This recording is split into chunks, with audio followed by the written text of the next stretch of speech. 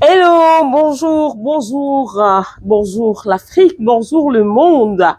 Le plaisir est toujours autant grand, ce qui me concerne, de savoir effectivement que je vais partager avec vous d'excellents moments, même si c'est en différé, parce que voilà, les vidéos ne sont pas en direct.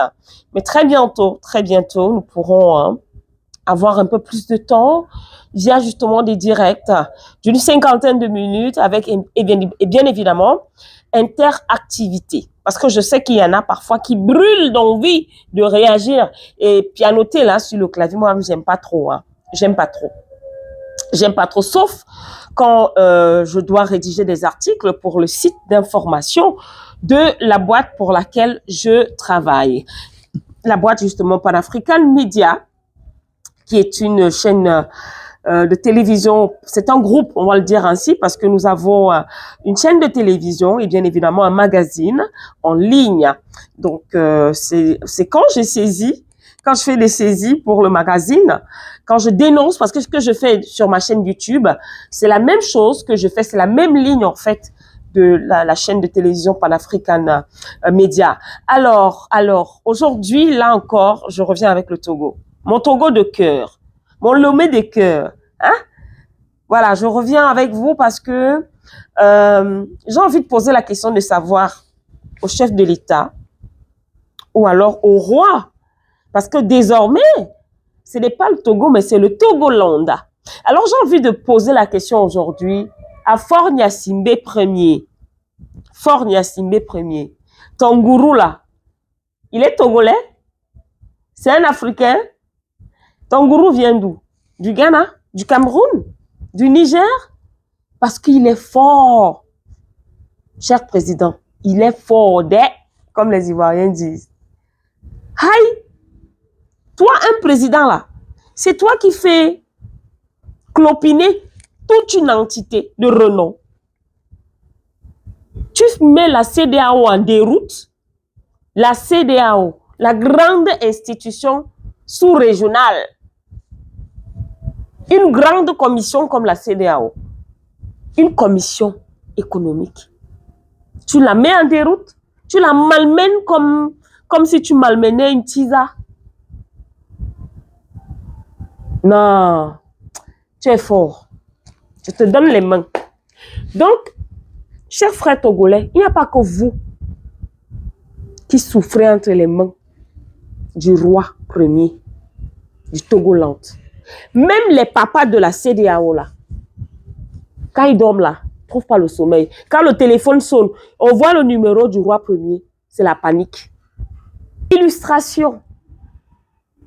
Nous avons tous souvenance des tensions qui sont nées à la suite effectivement d'une loi portant, la loi du 25 mars, je me rappelle bien, portant sur le nouveau projet de la Constitution. Il y a eu des manifestations, comment je vais dire, interdites, des manifestations, il y a eu des arrestations, bref, il y a eu des tensions au Togo.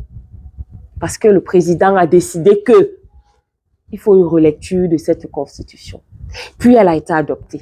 Ce qui fait de lui un président, finalement élu seulement par le Parlement, par les députés. Donc, ça dit, le citoyen lambda n'a plus le droit d'aller aux urnes.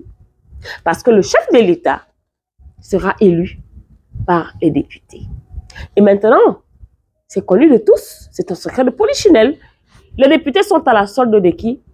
Du roi premier. Oui, Faure Gnassingbé Ier.